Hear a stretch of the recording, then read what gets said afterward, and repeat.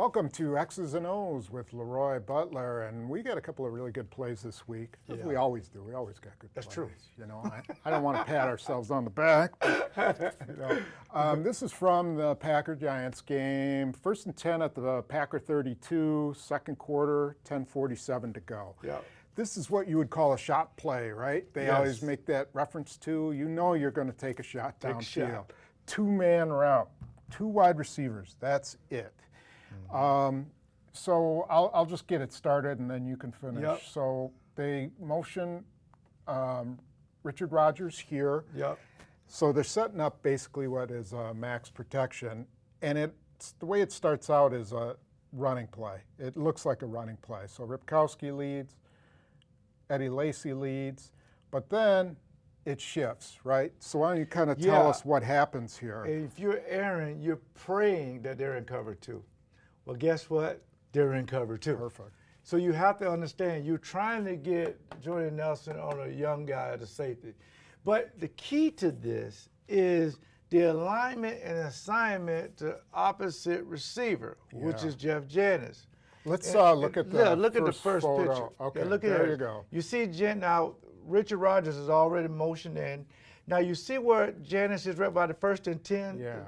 He should probably, if that alignment is where they want him, he got to make sure he gets outside the numbers Right. and stay out there. Okay. Otherwise, most teams, they'll move him outside the numbers Right. to make sure he doesn't even interfere Well, you with can the play. see Janoris Jenkins, 20, as taking that outside leverage. Yes. So he does not want Jeff Janis to get Absolutely. outside. But Yes. Jeff Janis's assignment is to get outside. Just get outside and just Okay. take an outside release.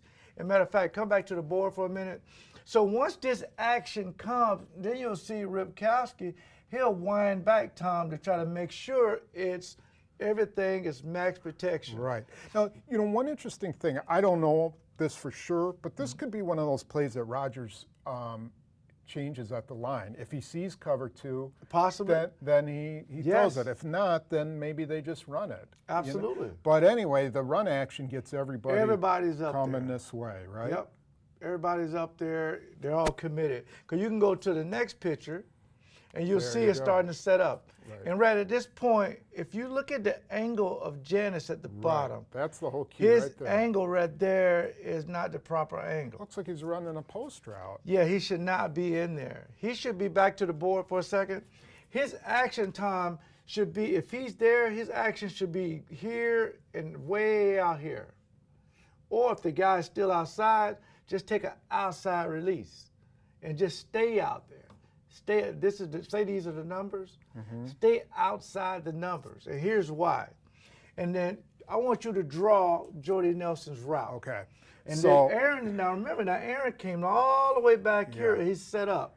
And this is the line. This is a classic. Yeah, and let's look at the third. Yeah. Look at the third. Look at that there line. You go. Look at that. He got all the all time. day. Everything is set up perfect. So all he has to do is wait for Nelson to Yes. win his route. Now this is a classic play. The Packers run this out of tons of formations. Absolutely. They used to hit this all the time. Yes. All I those remember they Jordy hit it Nelson, against Carolina. Years ago for like 60-yard touchdown. It was unbelievable. and then from that point on, that was like one of the first times I recall them using it. And then they've gone to it time after Yes. time after time. Anyway, so Nelson takes it inside, gives a Leans little out. fake, and then comes back this way. Yep. Right? And so by doing that, you know, he gets one-on-one with this guy. And that's what you want. Right. And he turned him in a circle. So the safety turned in a circle, and now he's on his back. So now you see Aaron Rodgers, when he sets up the throw time, he double clutches. Why? Because he's wondering, say, well, wait a minute, why is Janis in here?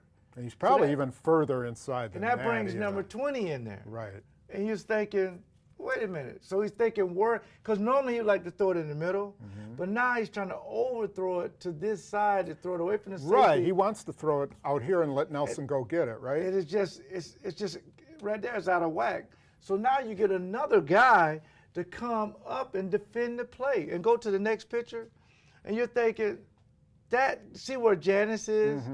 And that's his guy breaking the ball up. Yeah, number 20. That's why he needs to be outside the numbers. That's why a lot of people ask, You know, why doesn't Janis play or what? It could be plays like this, because this is a simple play to tell him. See, if I'm a defender anyway, when a speed guy comes in, I'm thinking this play's going to come. So the key to this is to keep Cobb in the game and your normal regular stuff and have a guy just do his job and stay outside. Or you could put Davis in there, just say, just run, go. When Rodgers come back here, he got two choices now. If a guy runs past, he could throw that. But otherwise, this is the route. It takes a long time to develop. It takes discipline, too. When you see this guy with this outside leverage and you're thinking, oh, boy, look at all this inside field I got. You know, you have to have discipline to say, no, this is for Jordy Nelson. Yes. You know? Or even if you went inside, you come in, the guy comes out and then bring him all the way back out. Yeah. Because if this guy was back here at cover 2, you have to go in and influence him and bring him back out. And I think that's what. And if you see Aaron, he just kind of double clutch, like, what's going on? Because he saw this guy in his vision, Yes. and now he's like, okay, can I throw it, or where should I throw it? Because normally I think he would have thrown it out No here. question. He just lead him out there, and it would have been a big play. Because the only thing you're hoping, regardless of this side, you want them in cover 2, one-on-one with that young safety, and you want everybody to commit. You got max protection. Everything is perfect, but So it's just one mistake. People always say, why don't you just put Jeff Janis on the field? Well, here you go. This was a potential game-changing play, and the same thing happened in the Arizona game when he ran that. He didn't flatten out that route. That could have changed that game too. So I hope they'll figure it out. They'll figure it out. He just has to be smarter. Yeah. If you got to play in this offense, you really got to know Aaron won't throw it to you. Yeah, definitely. Okay, next we're going to take a look at the Cowboys' run game. So this is a play from Dallas. I forgot to put the down and distance, but it was 1st and 10 at the Dallas 40. It was in the third quarter against Cincinnati. Cincinnati comes out in a 4-man front, 4-3, and this is just a great example of this blocking scheme. It's really, really fantastic. And one of the things I like about Dallas's offensive line is they don't have to just destroy you. They're happy with just pushing you out of the play. Wherever you want to go, they'll take you there. right? They'll take you right past the play if they want. So this guy, tight end, comes in motion, sets up here. Right. And then the linebacker, he'll get into what we call a stack defense. And they'll go into like a stack defense right here. So now they're in a stack 43 stack means defense. really that your 3 linebackers are back instead of one of them being here. Right. So he'll be gone. Right. So now, this is what they want. Basically, they're in the front to where they can see where they want to go. And I like the what we call the next level blocking. Go to the first picture. That's the setup right there. Now, if you're Ezekiel Elliott, you see your hole is there, but he has to make the proper cut to make this thing work. And you got to be patient to let it kind of develop. And that's the reason why, come back to the board, that's the reason why we put this tackle, we put him in red. We normally don't do linemen in red, but he's a key to this. And we also have to understand that once this guy moves, Tom, and you get into a stacked defense, the safeties and corners, they got to be committed to playing pass first, but leverage second. And I think we're going to find out 2 of these guys really, tell you the truth, one of these guys made just a terrible mistake. Right. One was playing man, one was playing zone, and that's the reason why this play went. But I want to go to the second picture before you talk about it. See where these guys, the linemen, they're just taking you wherever you want to go. Right. And they're just running this trap play. So why don't you draw up? And let's look at on the right, because this is a on key. the right side right you here see where they trap Jason Witten running that route, and you see that linebacker and safety following him. Yeah, that's both of going to them. be the key. So on the board here, Both of those guys, they Witten's come out coming here this way. Right. and just open this hole Okay, up. so that's amazing. Yeah, so they influence there. Yeah. Now I'll do the blocking on this side, and then you can finish over there. Okay. So he goes here, he comes out, gets him. That's that Frederick, next level. they're all influencing them just to push him right back. And then 87 comes across here and traps that guy. Now, the whole key is really right in here, Yes. right? Yes, because next thing you know, if you're a tackle and you're coming through here, you say, oh, this guy's gone.